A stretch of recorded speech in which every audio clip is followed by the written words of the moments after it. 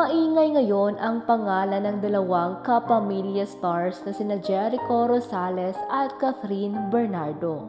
Matapos kasi ang magkasunod lang na anunsyo ng dalawa na hiwalay na sila sa kani-kanilang long-time partner ay naispatan silang magkasama. Hindi lang isa kundi dalawang beses pa. Una na rito ay nakita sina Jericho at Catherine sa isang resto bar na magkasamang sumasayaw kasama ang ilang kaibigan nila.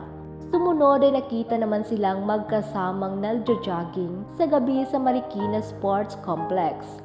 Nitong January 29, isang netizen na nagngangalang Joanne Canha ang nag-post ng ilang selfie niya kasama sina Catherine at Jericho sa mismong gabi kung kailan magkasamang nag-jogging ang dalawa.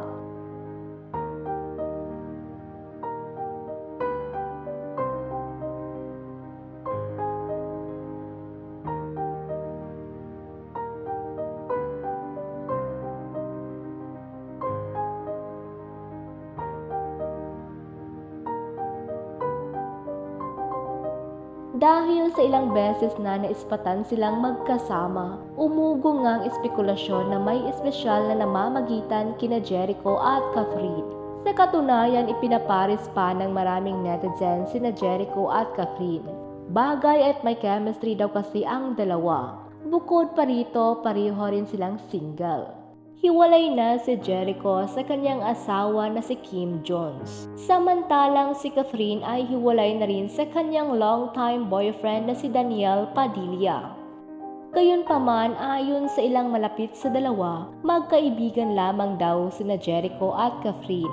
Wala rin umanong mali siya ang paglabas nila dahil kasama nila ang pamangkin ni Jericho na si John Manalo.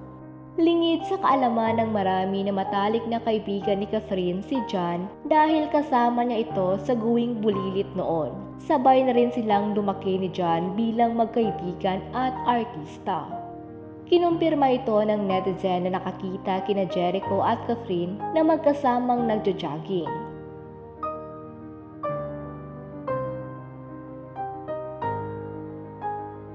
Iginiit din ng showbiz insider na si Audrey Diaz na walang something sa pagitan ni Jericho at Catherine.